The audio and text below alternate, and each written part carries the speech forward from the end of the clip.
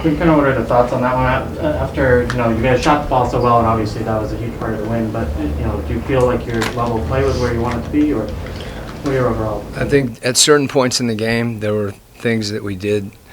In the first half, there was a stretch where we weren't, we just turned it over, and a lot of them were unforced, where we just were sloppy or careless. I think they had 20 points off our turnovers in the first half. And then the second half, when you do that, they started to get it going. Tatum started to get it going. Marcus Smart hit some big shots. We didn't defend at the level that we need to, as evidenced by the 41 we gave up in the third quarter. But we were able to score, and I think put ourselves in a position where I thought the way we executed down the stretch was really good. I thought both our defense took a step up, and offensively we were recognizing some situations where they were trying to switch people out into pick and roll, and did a good job of reacting. And obviously, our two guards were terrific. When it comes to those shooting numbers, is there anything you can point to for the reason, or was it just one of those nights that guys just made shots?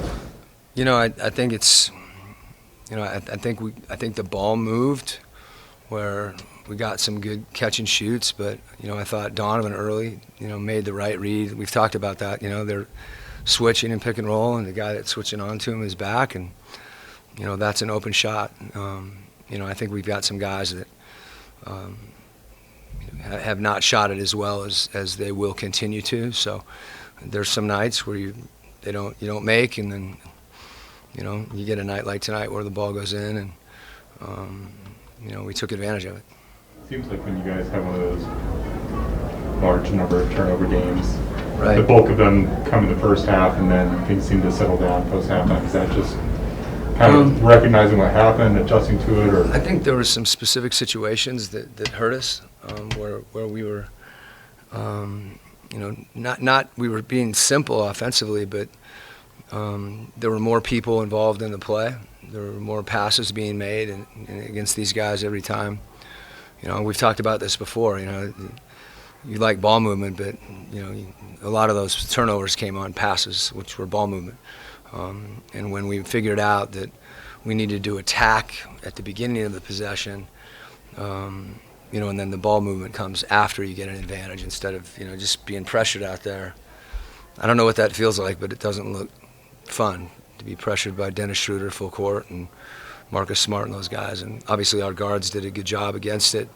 With some of the other guys that also turned the ball over. And some of them are just, they're not things that I feel like, guys just got to dig in and be determined. And whatever the case is, don't throw it to the other team. Be tougher mentally in those situations. I do think, we wanted to just play more straight pick and roll in the second half, and primarily just to spread the floor even more. And I thought that gave our better ball handlers a chance to be the ones that are attacking, and then some other guys obviously benefited from that. But Neal seemed to really answer the bell in the second quarter when the team was struggling. What did you see from him? He's been, it's that bell keeps ringing and he keeps answering it. It's, what he's given us, in terms of, his toughness defensively, and then, he's been really consistently opportunistic making a shot. He knows when his shot's going to come, and he's confident shooting it. And oftentimes the baskets that he gets, they're big buckets. Okay.